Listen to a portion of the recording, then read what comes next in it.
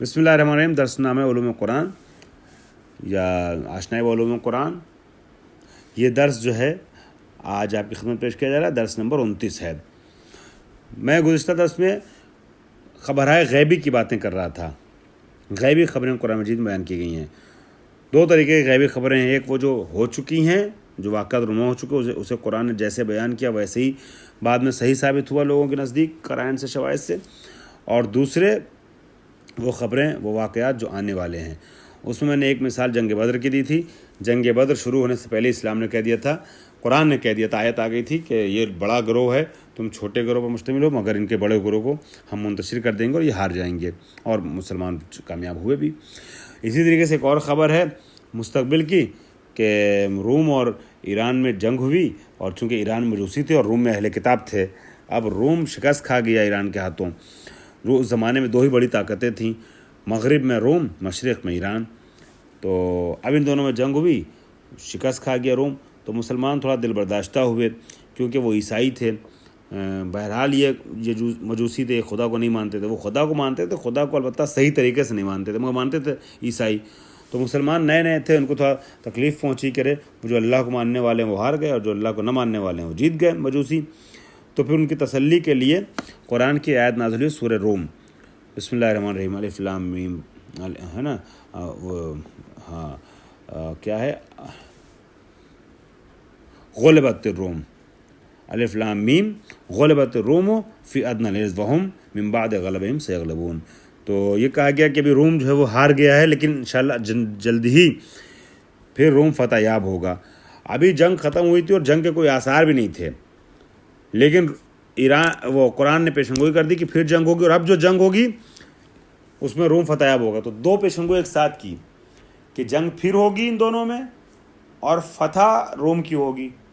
اور وہ ہوا بھی کہ اس پیشنگوئی کے بعد کچھ عرصے کے بعد پھر جنگ ہوئی دونوں ملکوں میں، اور روم جو ہے وہ فتح یاب ہو گیا. تو قرآن کی پیشنگوئی جو ہے صحیح ثابت ہوئی.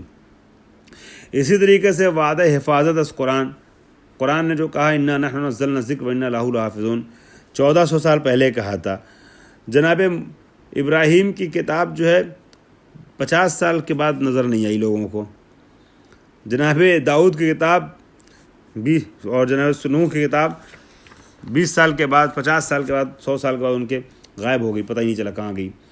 جناب موسیٰ کی کتاب اور جناب عیسیٰ کی کتاب 10-20 سال کے بعد بدل ڈالی گئی. اور جو اصلی کتاب ان کی تھی توریت و زبور، وہ ہمارے پاس، توریت و انجیل وہ ہمارے پاس نہیں ہے. اور قرآن مجید نے کیا کہا کہ قرآن جو ہے وہ صبح قیامت تک باقی رہے گا. انا نحن نزلنا الذکر وانا لہ لحافظون. اور آج تک اسی شکل میں قرآن باقی ہے. تو یہ ہے قرآن کا اعجاز کہ قرآن مجید نے پیشن گوئی کی، اور وہ پیشن گوئی صحیح ثابت ہوئی، اور قرآن آج تک باقی ہے. ٹھیک ہے، ورنہ 10-20 سال میں بدلنا ہوتا تو قرآن بدل چکا ہوتا. اطمئنوا قرآن محفوظ ہے. یہ پیشن گوئی قرآن کی. اسی طریقے سے اسلام کی بالادستی، کہ اسلام دوسرے ادیان پر فتح پائے گا اور اسلام کی بالادستی برقرار رہے گی. چنانچہ ارشاد ہوتا ہے هو الذی ارسل رسولہ بالہدی و دین الحق لیظہرہ علی الدین کلہ، کہ اللہ نے رسول کو بھیجا ہے ہدایت لے کر کے دین حق کے ساتھ، تاکہ تمام ادیان پر استعلا ہو اسلام کا، اسلام کی فتح ہو. جیسا کہ دوسری جگہ اعلان ہوا الاسلام یعلو ولا یعلی علیہ، اسلام بلندی حاصل کرنے والا، فتح کرنے والا، حاصل کرنے والا، اسلام کو کوئی شکست نہیں دے سکتا. اب آپ دیکھیے، آج بھی دیکھ لیجئے، پوری دنیا مل کر کے، سارے مذاہب کے ماننے والے مل کر کے مسلسل اسلام کے خلاف پروپیگنڈا کرتے ہیں. مگر جتنی تیزی سے اسلام پھیل رہا ہے دنیا میں، کوئی مذہب نہیں پھیل رہا ہے. اسلام سوچئے پرانے مذاہب کے مقابلے میں یہودیت ہے، مسیحیت ہے، ہندوازم ہے، بودھائزم ہے، مجوسیزم ہے نا، زرتشتی، یہ سارے مذاہب کے مقابلے میں اسلام جو ہے وہ کیا نام ہے، نیا مذہب ہے. بودھائزم کی بھی جو وہ سرنخ ہے، جو اصل ہے، اس کی طرف اگر جائیے تو یہ بھی ہندوؤں کے مذہب سے ذرا سا جڑا ہوا نظر آتا ہے ماضی میں. تو کہنے مقصد یہ کہ جب جتنے بڑے مذاہب ہیں دنیا کے، ان کے مقابلے میں، اکثر مذاہب کے مقابلے میں، سب کے نہیں لیکن اکثر مذاہب کے مقابلے میں اسلام نیا مذہب ہے. لیکن آپ تعداد کے لحاظ سے دیکھیے تو سب سے زیادہ مسلمان ہیں دنیا میں. اگر کوئی ٹکر دے رہا ہے تو صرف عیسائیت ٹکر دے رہی ہے. وہ بھی آپ سوچئے، جب رسول اکرم دنیا سے رخصت ہوئے تبلیغ کرنے کے بعد، تو مثال کے طور پہ اگر 100 عیسائی تھے تو ان کے مقابلے میں 5 بھی مسلمان نہیں تھے، 5% بھی نہیں.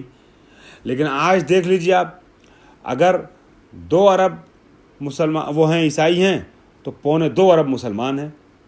1.5 ارب سے زیادہ مسلمان ہیں، 1.25 ارب. تو بس ایک دم عیسائیوں کی تعداد سے جڑے ہوئے ہیں.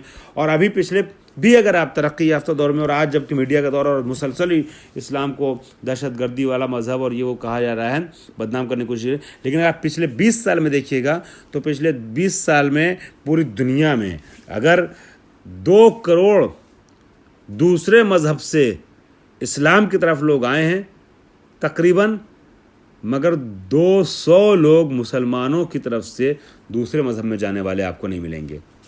اگر گئے بھی ہیں تو دوسرے مذہب کی حقانیت کی وجہ سے نہیں گئے ہیں، دوسرے اجتماعی دلائل کی بنیاد پہ گئے ہیں. مثال کے طور پہ کوئی لڑکی کسی غیر مسلمان سے شادی کر لیتی ہے، عشق اور پیار، تو عشق اور پیار کی وجہ سے گئی ہے، اپنے شوہر سے عشق کرنے کے نتیجے میں، عشق کا شکار ہو کر کے، یہ نہیں کہ اس کے مذہب کی خوبصورتی کی وجہ سے گئی ہے. یہ آپ دیکھیے گا. تو 2 کروڑ مسلمان ہوئے پچھلے 20 سال میں 200 دوسرے مذہب سے، 200 مسلمان دوسرے مذہب میں داخل نہیں ہوئے. تو یہ کیا ہے؟ اس کی پیشن گوئی اسلام نے بہت پہلے کر دی تھی، اور ابھی بھی سرعت کے ساتھ اسلام جو ہے روبہ ترقی ہے، روبہ زوال نہیں ہے الحمدللہ. خوب. جبکہ خاص بات یہ ہے کہ اسلام اکیلا ہے، اسلام کے ساتھ صرف خدائی طاقت ہے، اور دنیا کے سارے مذاہب ایک ساتھ ہیں، اسلام کے خلاف ہمدست ہیں. جنگ احزاب والی منزل ہے. جیسے جنگ احزاب میں آپ دیکھ لیں ہندوؤں کا یہودیوں سے کیا رابطہ ہے، کیا دوستی ہے، مگر اسرائیل کی ہندوستان سے کیسے وہ چھنتی ہے. امریکہ سے اور یہودیوں سے، عیسائیوں سے اور یہودیوں سے کیا رابطہ ہے؟ ہندوؤں کا یہودیوں سے کوئی رابطہ نہیں، مگر اسرائیل اور ہندوستان دوستی کا ہاتھ ایک دوسرے سے بڑھائے ہوئے ہیں. ٹھیک ہے. عیسائیوں کا یہودیوں سے کیا رابطہ ہے، مگر امریکہ اور اسرائیل دوستی کا ہاتھ بڑھائے ہوئے ہیں. ٹھیک ہے. آپ دیکھ لیجئے سارے مذاہب ایک ساتھ دوست ہیں، اسلام سے ٹکرا رہے ہیں، اسلام سے لڑ رہے ہیں، پھر بھی مسلمان ماشاءاللہ ترقی کر رہے ہیں. یہ ہے اسلام کی بالادستی جو قرآن نے پہلے بیان کر دی تھی. اور یہ قرآن جو ہے جس نے کہا کہ ہم ہمیشہ باقی رہنے والے ہیں، اِنَّا نَحْنُ نَزَّلْنَا الذِّکْرَ وَإِنَّا لَهُ لَحَافِظُونَ. اللہ نے فرمایا ہم نے قرآن کو نازل کیا اور ہم اس کی حفاظت کریں گے. یہ قرآن کے عدم تحریف پر ایک دلیل ہے. قرآن مجید آپ کے درس نمبر 22 کا آغاز اس طریقے سے ہوتا ہے کہ قرآن تحریف اور تغییر سے مبرہ ہے، پاک ہے.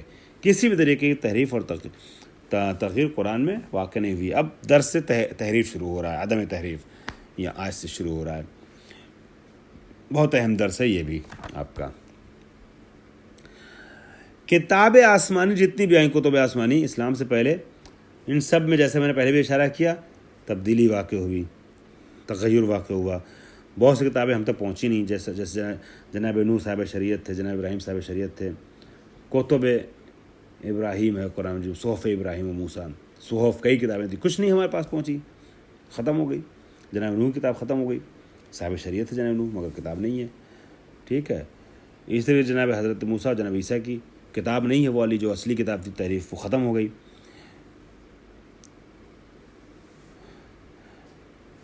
قرآن مجید کے ساتھ کیا ہوا؟ قرآن مجید تبدیل ہوا. آپ کی خدمت میں عرض کیا جائے کہ جو لوگ تاریخ اسلام سے باخبر ہیں وہ جانتے ہیں کہ قرآن مجید میں کوئی تغیر و تبدل واقع نہیں ہوا. قرآن مجید میں کم ترین تحریف بھی واقع نہیں ہوئی. یہ کتاب من و عن جیسے نبی پر نازل ہوئی ویسے ہمارے پاس موجود ہے. تحریف کا لغوی اور اصطلاحی معنی دیکھ لیتے ہیں کیا ہے. لغوی اعتبار سے تحریف حرف سے بنا ہے، یعنی کنارے لگانا، حرف یعنی کنارے لے جانا. آنکھوں کے کونے سے دیکھنے کو بھی تحریف کہتے ہیں کئی بار، کنارے سے، گوشے سے. تو لفظ کو اس کے اصلی معنی سے ہٹا دینا، سائڈ میں لیتے جانا، یہ ہے تحریف کلمہ کا معنی، تحریف لفظ کا معنی، تحریف کلام کا معنی، کہ لفظ کو اپنے اصلی معنی سے ہٹا کے منحرف کر کے دوسرے معنی کی طرف منتقل کر دینا۔ تفسیر، اسی لیے تعریف جو تحریف کس طریقے سے بھی کی گئی ہے کہ تفسیر کردن کلام پر خلاف ظاہر آن، کلام کی تفسیر اس کے ظاہر کے خلاف کرنا، یہ ہے ایک تحریف کی۔ اب آئیے اصطلاح میں تحریف کسے کہتے ہیں؟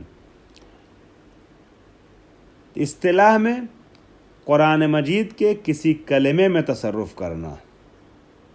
اب یہ جو تصرف ہے، جو تحریف ہے قرآن مجید میں، یہ کبھی کچھ چیزوں کو بڑھانے کے صورت میں ہو سکتی ہے، کبھی کچھ چیزوں کو گھٹانے کی صورت میں ہو سکتی ہے، کبھی کلمے کو تبدیل کرنے کی صورت میں ہو سکتی ہے، یعنی ایک کلمہ ہٹا کے اس کی جگہ دوسرا کلمہ رکھ دیا گیا۔ 3 طریقے کی تحریف ہو سکتی ہے: تحریف بالزیادہ، تحریف بالنقیصہ، تحریف بالتبدیل۔ ٹھیک ہے، دیکھیں کیا ان میں سے کوئی تحریف قرآن واقع ہوئی ہے؟ جہاں تک کاستے شدہ نص قرآن کی بات ہے، یعنی تحریف بالنقیصہ کی بات ہے، قرآن مجید میں بعض لوگ یہ سمجھتے ہیں، گمان کرتے ہیں کہ قرآن مجید میں کچھ کلمات جو ہیں وہ ہٹائے گئے ہیں۔ ٹھیک ہے، ابھی جتنا قرآن سے زیادہ، یہ اس سے زیادہ قرآن تھا، یہ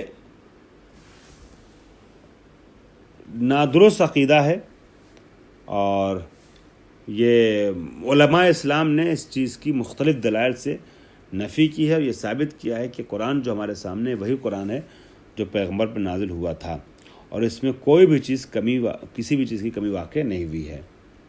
البتہ بعض علماء اہل سنت اور کسی شیعہ علماء نے تحریف بالنقیصہ کو پیش کیا۔ انہوں نے مصلحتاً ان شیعہ علماء کا نام نہیں لیا، صرف 2 شیعہ عالم ہیں، یکی از محدثان انہوں نے لکھا ہے، لیکن 2 عالم ہیں۔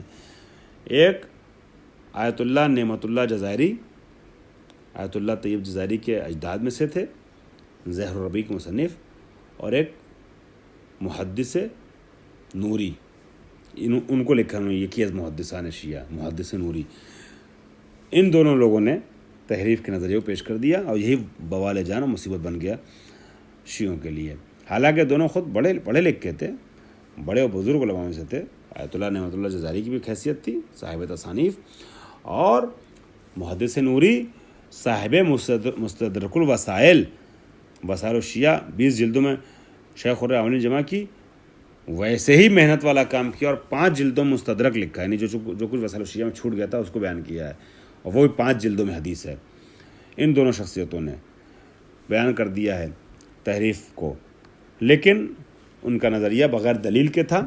علماء نے بالخصوص آخوی نے اس دلیلوں ان کی باتوں کو کاٹا ہے۔ تو بعض یعنی 2 لوگوں نے شیعوں میں، باقی بہت سے کئی ایک اہل سنت نے، وہ بھی کئی ایک اہل سنت میں ان کی اکثریت کے مقابلے میں 1% بھی نہیں ہوگی کہ جو تحریف کے قائل ہیں۔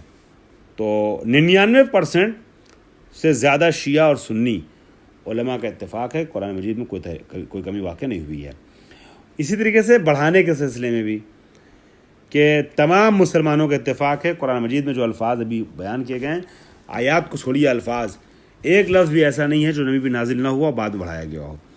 تبدیلی کلمات کے سلسلے میں بھی بعض نے شبہ ظاہر کیے ہیں کہ ایسا لفظ جو ہے وہ جو مشکل تھا اس کو ہٹا کر کے آسان لفظ رکھا گیا ہے بعض اصحاب کی جانب سے، بعض لوگوں کی طرف سے، مگر دلائل اور قرائن سے یہ ثابت کیا علماء نے کہ ہرگز ایسا نہیں ہے کہ ایک لفظ بھی قرآن مجید میں نہ گھٹا ہے اور نہ بڑھا ہے اور نہ تبدیل ہوا ہے۔ علماء شیعہ کی تحریف کے سلسلے میں کچھ نظریے ہیں، ان کا عقیدہ کیا، اسے انشاءاللہ ایک بزرگ عالم دین کے نظریے کے حوالے سے اگلے جلسے میں بیان کیا جائے گا۔ وآخر دعوانا الحمدللہ رب العالمین۔